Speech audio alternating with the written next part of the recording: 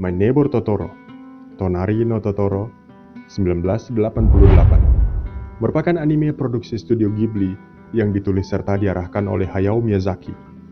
Totoro banyak mendapatkan pujian tinggi dari para pengamat film luar dan dalam negeri. Merupakan film yang membuka jalan bagi karir Miyazaki di luar Jepang.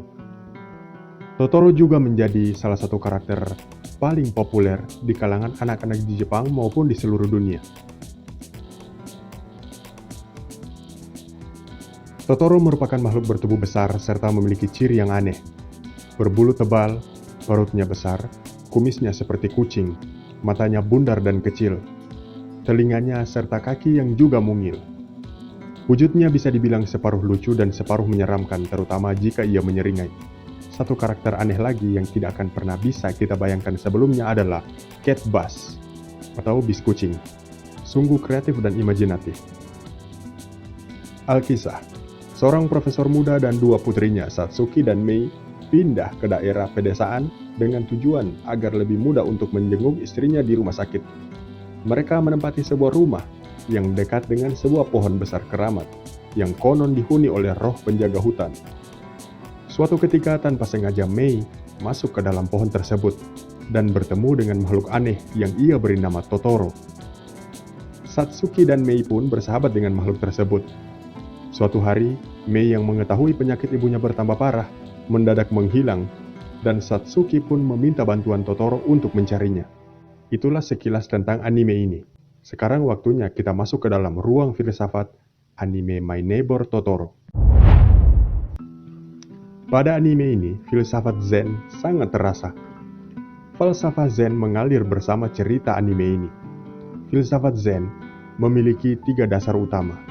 Yang pertama, Mushin atau hati yang kosong. Di Jepang, seseorang sebelum bertarung, mereka mempraktekkan Mushin tersebut. Mushin no Shin, tanpa beban pikiran. Mushin sendiri merupakan kependekan dari Mushin no Shin, yaitu jiwa tanpa pikiran atau kosongnya pikiran. Dengan kata lain, jiwa yang tidak dikuasai oleh pikiran atau emosi, sehingga bisa terbuka untuk segala hal. Skup filsafat tergambar pada scene saat Satsuki dan Mei akan pindah ke sebuah pedesaan bersama dengan ayahnya. Tidak seperti anak-anak lain yang akan merasa tidak nyaman ketika berada di tempat baru. Hal yang luar biasa terbalik, karena justru Satsuki dan Mei tanpa membebankan ego dan emosi mereka menerima ketika diajak pindah rumah. Bukan cuma pindah rumah saja, tapi pindah ke daerah lain. Jiwa dan pikiran dua anak ini menggambarkan kondisi Mushin Zen tadi. Sepertinya, Pak Hayao Miyazaki begitu memahami apa itu Mushin Zen. Atau hanya sebuah interpretasi kami saja. Tapi semua terasa begitu sinkron dan wajar. Masih pada konteks Mushin, dalam cerita tersebut, Satsuki dan Mei sangat menyukai makhluk-makhluk itu. Bahkan kehadiran makhluk-makhluk tersebut mampu menghibur Satsuki dan Mei.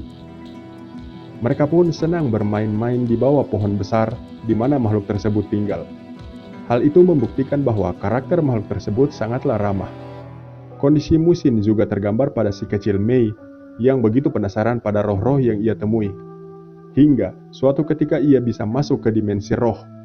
Dimensi roh adalah tempat suci dan murni. Hanya jiwa yang suci pula yang bisa masuk ke tempat itu. Tempat suci tergambar dengan adanya kuil-kuil atau arca kuno yang ada di sekitar rumah Mei dan Satsuki. Ini adalah kondisi spiritual yang ingin ditampilkan oleh Miyazaki.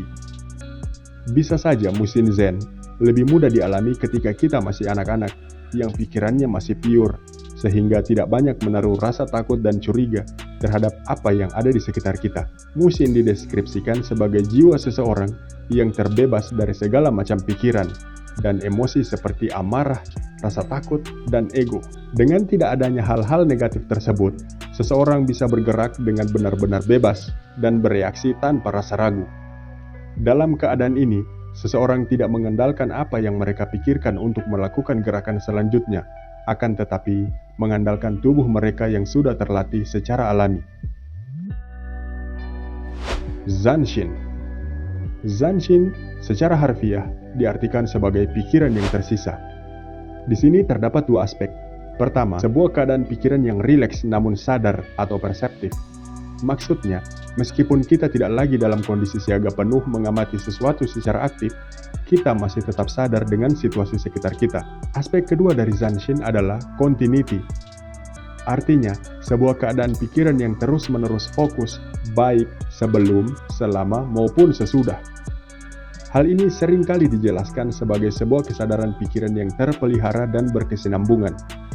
Scoop Zanshin kami tarik dari perspektif sebagai penonton anime ini. Bukankah kita menikmati setiap hal kecil dan sederhana sepanjang cerita? Mungkin saja pertanyaan muncul di pikiran kita ketika melihat ibu dari dua anak ini yang tidak begitu diperjelas apa penyakitnya. Namun dengan melihat sang ibu yang terus-terusan dirawat, lalu kita akan membayangkan apa yang akan terjadi seandainya mereka ditinggalkan oleh ibu mereka. Pikiran-pikiran ini membuat kita terjaga sepanjang waktu, walaupun kita tengah berfokus pada Mei dan Satsuki. Zanshin dan Mushin saling terkait bahkan dikembangkan secara bersamaan. Ketika kita belajar mengembangkan keadaan pikiran Mushin, secara tidak langsung, ini juga akan membantu mengembangkan Zanshin. Zanshin sendiri paling baik dikembangkan ketika pikiran kita tengah tenang, fokus konsentrasi pada masa kini yang tengah dijalani, dan tidak membiarkan pikiran kita diganggu oleh bentuk-bentuk pikiran dari masa lalu. Satori. Ini adalah sebuah pengalaman inti dari Zen, sebuah seni melihat inti diri. Satori adalah bangunnya kembali kesadaran yang baru dan membuang pikiran-pikiran lama untuk memandang segala-galanya dari mata yang baru. Satori ini adalah bagian keseluruhan dari film My Neighbor Totoro. Setiap karakter dalam cerita ini menjalani hidup mereka secara alamiah, bahwa tak ada magic yang mampu merubah seseorang. Tak ada ketakutan yang melemahkan. Semua berjalan alami, karena para manusia dan roh dalam cerita ini hanya menjalin cerita bersama tanpa saling mencampuri urusan masing-masing. Yang pada intinya bahwa My Neighbor Totoro bukanlah sebuah cerita yang berfokus pada eksekusi dan konflik. Maka kami sepakat bahwa filsafat Zen dan 3 elemen di atas adalah imaji yang sempurna dan saling mewakili satu dengan yang lain. My Neighbor Totoro begitu membekas di ingatan kami. Mungkin kamu juga merasakan itu. Sampai jumpa di pembahasan berikutnya.